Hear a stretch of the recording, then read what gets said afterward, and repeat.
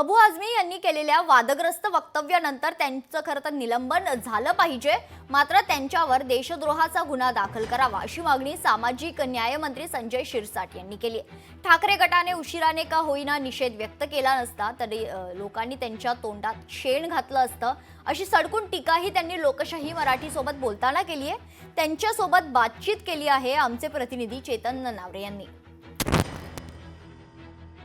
अबू आझमींच्या वक्तव्यावरती आज शिवसेना आक्रमक झालेली होती। आपल्या सोबत मंत्री संजय शिरसाट आहेत। संभाजी महाराजांचा अपमान केलेला आहे त्यांनी। आज जे वक्तव्य केलेलं आहे औरंगजेब चांगला प्रशासक, या सगळ्या गोष्टी ह्या चीड आणणाऱ्या आहेत। जातीय तणाव निर्माण करण्यामध्ये अबू आझमी हा मास्टर आहे आणि हे नाजायज अवलाद सारखं जे काही बोलतायत ना त्याचा सर्वांनीच निषेध केलेला आहे। वरच्या सभागृहात सुद्धा विरोधी पक्षाच्या सदस्यांनी सुद्धा त्याचा निषेध केलेला आहे। म्हणून आता एकमुखी हा झालेला जो ठराव आहे किंवा त्यांनी मागणी केलेली आहे यावर उद्या सभापती किंवा विधानसभा अध्यक्ष यावर निर्णय उद्या देतील। काही आमदारांनी तीव्र प्रतिक्रिया व्यक्त केलेल्या आहे। त्यांचं म्हणणं आहे अबू आझमी आम्हाला विधिमंडळात दिसले तर आम्ही त्यांना जोड्याने मारू म्हणून।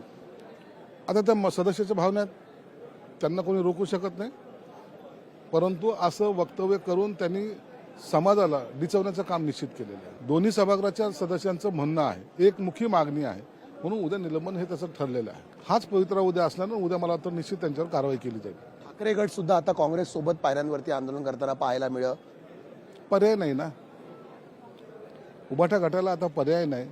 जर अबू आझमीची साईड घेतली तर लोक तोंडात शेण घालतील हे त्यांना कळून चुकलेलं आहे। म्हणून आता त्यांनी आता आमच्या बरोबर येण्याचा प्रयत्न करतायत।